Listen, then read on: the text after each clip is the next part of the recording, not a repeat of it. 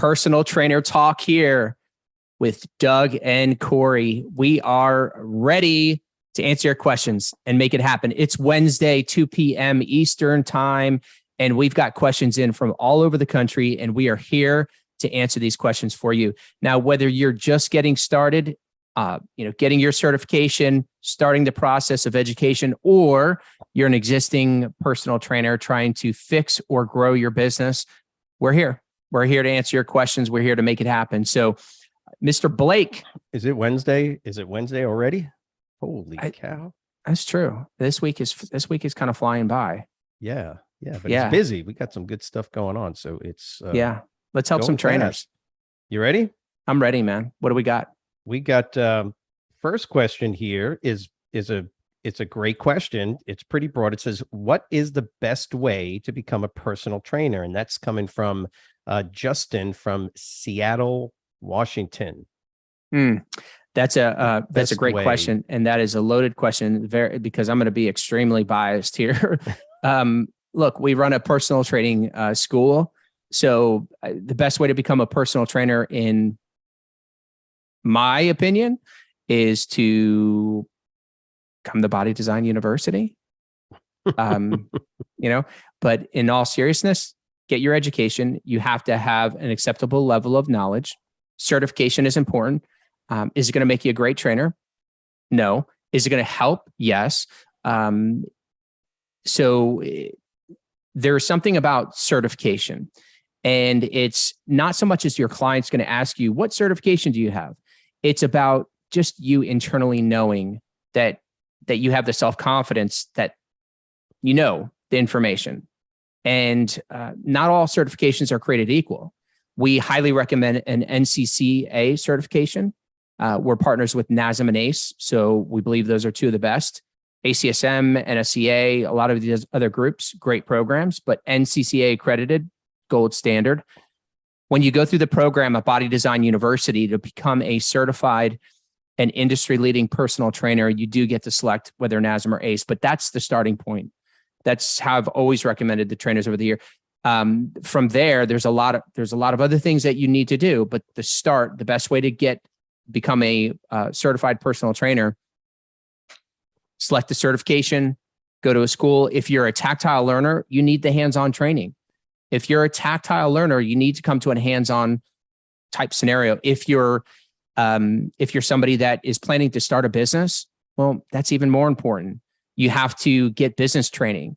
These certifications don't teach business training, and most of their add-on courses or workshops are subpar when it comes to starting a personal training business. So, but if you're going to get a job somewhere, you get certified, and then where you get a job, they're going to teach you a lot of the entry-level stuff that you need to get clients and work there as an employee. So it's not as important, but that's really, Doug, what and I'll add on to it, because you and I talk about this all the time. Remember when I started, as my daughters would say, in the 1800s, when I started, when I started it, I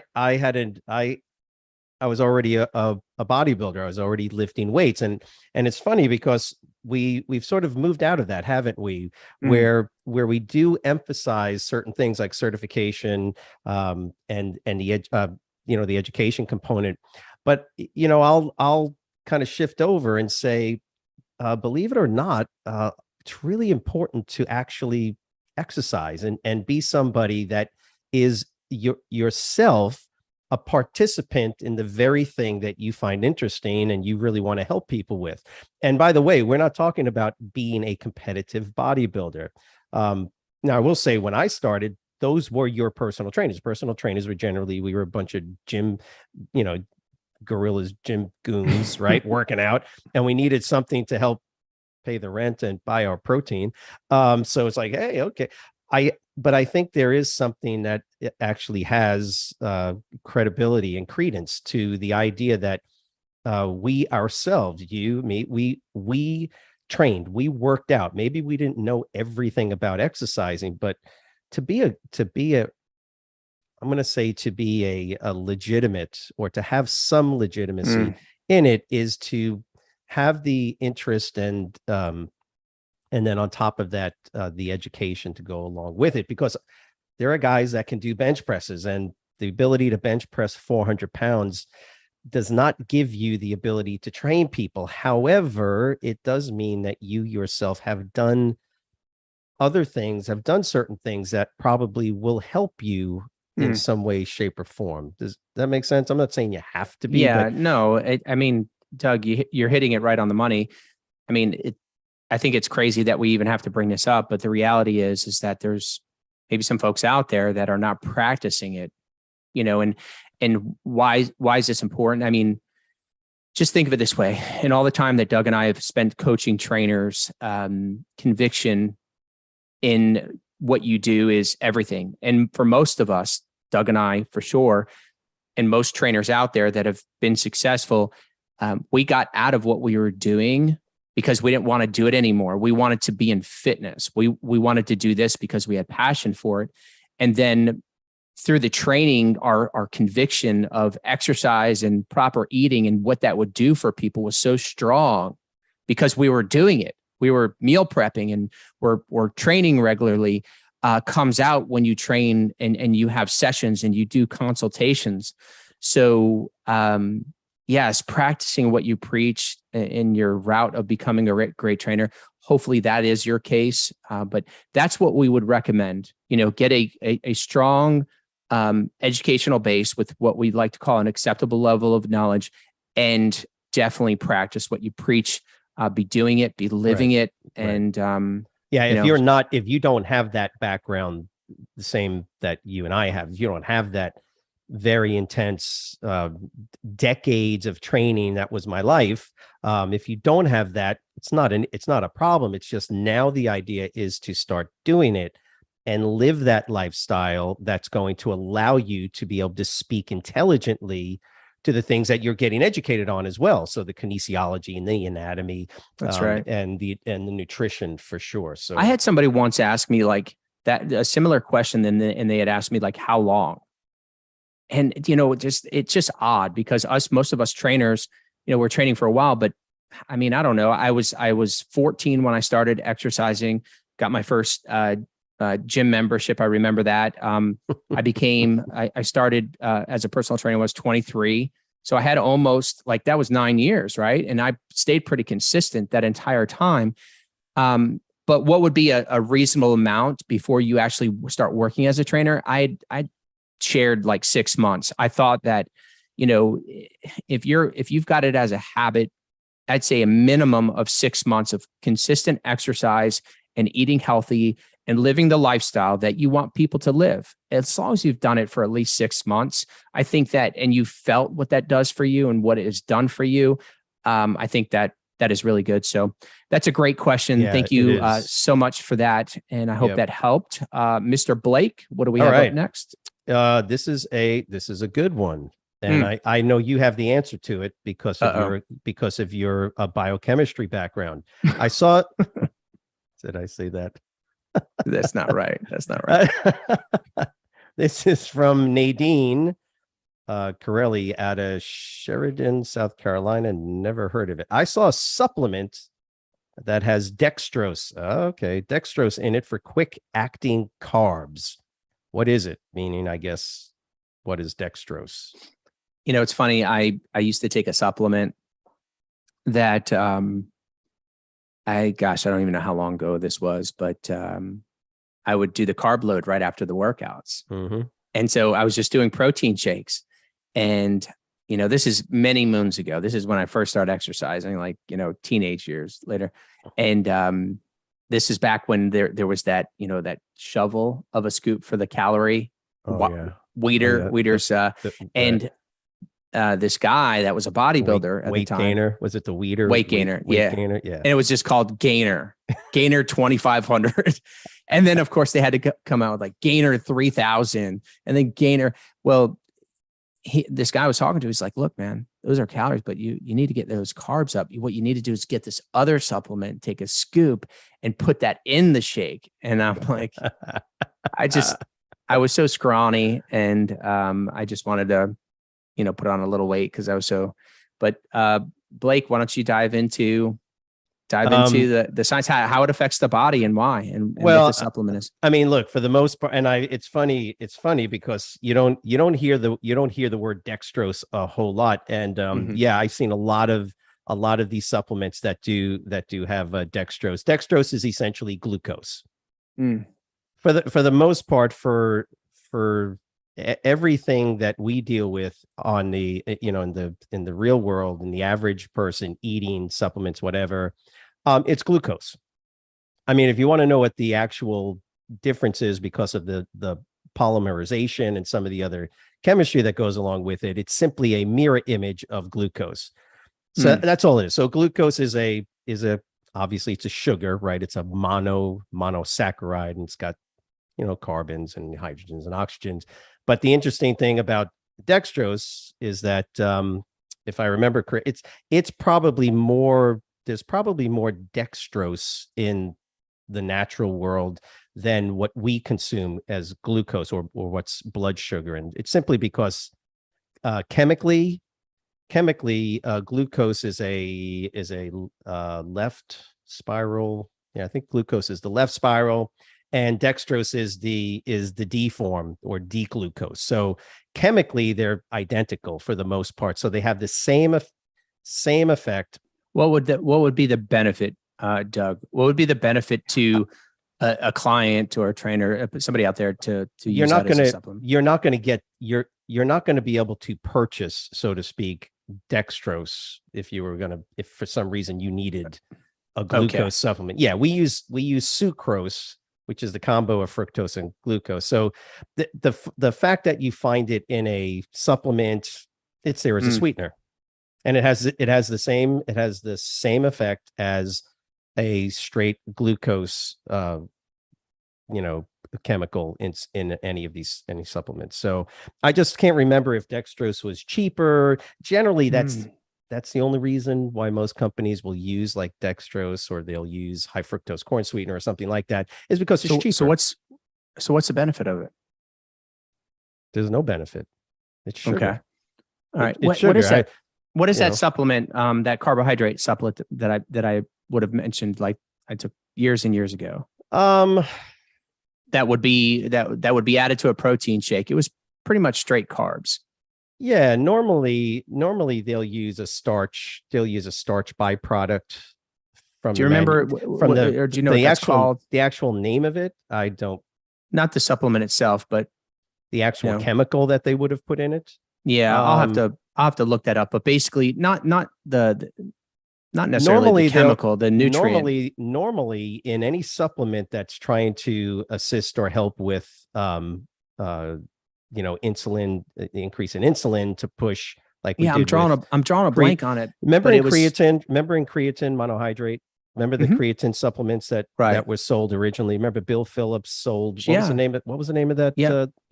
Phosphagen. What he did was generally they would add glucose or sucrose or some other very, very, simple sugar to assist with the increase in insulin output. And that was the whole point, is that you have to have I'm going to find the name of this. It was used in many, and it still is today. I'm drawing a blank on the carb supplement that you can use to. They probably use it. Those are the same ones they use it probably in the gels that triathletes and endurance athletes will use. So I don't know. Yeah. I'll find it, but I hope that helps. Great question. That is, that's the supplement. Okay. Yes. All right. What do we got up? It's the same as glucose. Okay. All so right, what do we got up Amy rolled in from Dayton, Ohio. What promotions do you recommend during the year, and how should I put them together? Look, I'm a firm believer in promotions for your personal training business, whether you're an employee or, a small business owner, independent contractor, studio owner, all different promotions. Holidays you can use as a way to create excitement and interest in your service. Black Friday is a big one that we do every year. That's always a big deal. I think that if you pick like 4 really good ones and spread them out and plan that for the year, that's usually really good. Now that's getting going. And sometimes once you get going, like if your schedule is full, because a promotion generally, not always, but generally is some type of discount, right? Or some kind of offer that if they sign up for a certain amount of training with you, they get a certain amount of training for free, or they get a certain amount of training at a discounted rate. That's the general understanding of promotion. Once you get full, you might do one a year, but initially, until your roster is full, I would say probably 4 a year, and Black Friday should definitely be one of them. We love doing something around the 4th of July for Independence Day. And then sometimes we'll create a fitness challenge at another part of the year that's like a 6-week challenge or something for training. But you could also use things that are going on in the time. So like, and I know that we're probably not going to go through another pandemic, but there's always something, right? There's always something going on. We used the pandemic and offered a promotion that went really well. And when all the other studios had to close, and so did we, but when we reopened, we reopened with almost all of our clients plus some back at a deep discount, but at least we had revenue coming in, and we made it through that without an issue. With that being said, promotion is just about increasing interest in your service. That's all it is. So it could be any type of promotion. It could be external. It could also be internal. For example, a referral contest. Whoever refers the most members this month gets something. It could be internal, where you're doing a fitness challenge. Whoever does, whoever holds the plank the longest gets XYZ. These are all just fun little promotional things, both internal and external, that could. What do you have as like? What do you do as a reward? What like a reward? What? So we've done a little bit of everything. Like I just recall like the best referral program reward that we did. I literally had this idea of buying a mountain bike. I literally bought this mountain bike from Walmart, and I hung it up on the ceiling, hanging from the ceiling in the personal training studio. And it had a sign, and it said, whoever, refers the most people that join our personal training service gets this bike. Whoever refers the most. And it was crazy. I don't remember the exact number, but I think it was like 12 clients. So I bought this bike for like $300, and I got 12 clients referred into the gym. Some of the members were kind of competing for this mountain bike that was hanging from the ceiling. It was a Walmart mountain bike. And basically, and I had a little chart on the board, and every time they referred somebody, they got a little tally. And I think somebody had 3. They were the winner. They referred 3 members. But think about that. Average lifetime value of a client is usually 6 months or more. So $2,500 plus per customer. I mean, so promotions are a really good thing. You have to have a certain level of leadership, commitment, organization to do it, because nothing worse than launching a promotion and it flopping. So you've got to get excited about it. You've got to like be all in on it and put a lot of energy and time, email, SMS, social media, just kind of getting the word out and then getting the people excited about it. And it's funny because it's the same people. It's the same people, but now they're all excited. But it was the same people from the month before, right? And so this promotion it creates this energy and excitement, which we highly recommend. So, guys, thank you so much. The questions are incredible, Mr. Blake. Anything that you've heard us talk about the promotions over time that you want to add to that? No, I like that idea. I mean, I've never had to really spend a whole lot of time doing promotions, because I've never had to get new clients, because they just came to me like magic. And I'm just messing. Oh my gosh. Yeah. Hey, real quick, what I used to do is I had a guy who owned a car dealership, and he would bring a Mustang, one of those cool, like a beautiful red Mustang, and he would drive it up onto the property and leave it there, and we would he gave it so that the winner of whatever promotion I was doing at the time, they would have it for the weekend. He would let them drive it for the weekend. Are you serious? I am not kidding. Oh yeah. So 3 days to use it. Guys, there's all kinds of awesome, crazy promotions that you can do. That is the case. But thank you so much again for your questions this week. If you do have a question, Doug and I are here for you. Just comment it below, type it below. Let us know what your question is. And if you're watching this on YouTube, subscribe. Subscribe. If you're if you haven't already joined our Facebook group, we now have over 10,000 active members. It's one of the fastest and largest Facebook groups for personal trainers. Check it out, Body Design University. Thank you so much again for tuning